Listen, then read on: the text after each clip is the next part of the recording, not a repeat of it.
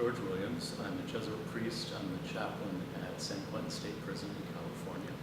I've been doing prison ministry for 18 years now. I started in Massachusetts at the Boston City Jail and just moved out to California about 3 years ago to work at San Quentin, where we have the largest death row in the world as far as I know. We have 720 men on death row and 20 women as well, but they're at a different prison. The reason that I like prison ministry so much is that as a Jesuit, our whole mission is to go to the frontiers of where the church is not being served. And in this country, the frontier of poverty, frontier of racism, frontier of injustice is the prison system. And the church is not being well served. We have over 2.5 million men and women in our prisons. And unfortunately, there's not a whole lot of support for the Catholic prisoners.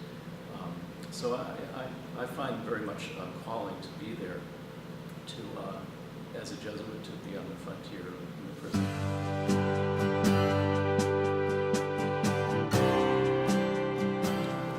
For me, working in prison is where I encounter Christ and the men and women who are incarcerated, and the officers who work there, and in the families of both.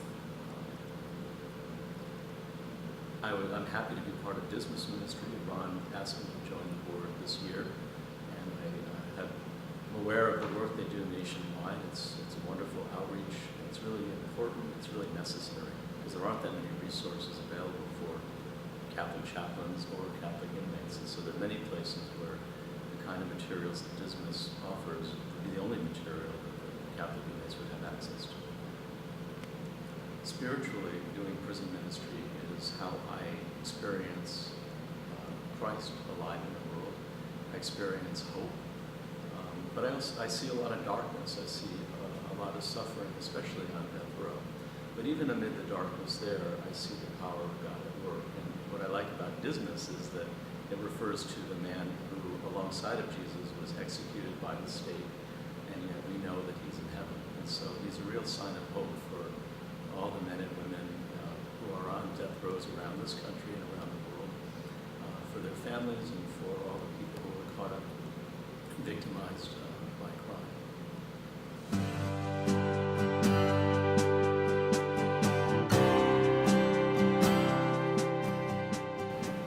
I would say to anybody who is interested in doing prison ministry, especially Catholics, that a lot of what you've been told about prisons isn't true. The whole system is built on fear, and most of the prisoners that I've encountered over the years are very grateful to have somebody from the outside come and learn about them and listen to what they're saying, because these are men and women who normally are not listened to by anybody. So a lot of what you would end up doing there is just a ministry of presence. God's already there. You don't have to bring God into the prison. He's very busy there already.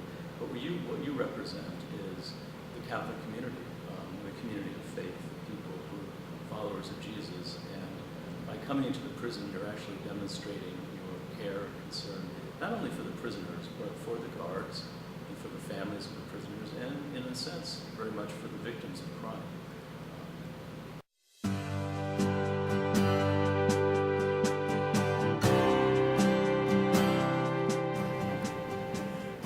Allen. I am Director of Outreach for the Cathedral of St. John the Evangelist. I am a new board member for Dismas Ministry. This actually is my first board meeting. How I got involved with prison ministry. I served as Director of Black Catholic Ministry Office for the Archdiocese of Milwaukee for 8 years. One of the programs that we had at the Archdiocese was prison ministry to Fox Lake. So that was my initial introduction to prison ministry, working in a professional capacity. Prior to that, I was invited to be part of Project Return many years ago, which was an opportunity to work in the pre-release centers here in Milwaukee, working with the inmates before they were released back into the community.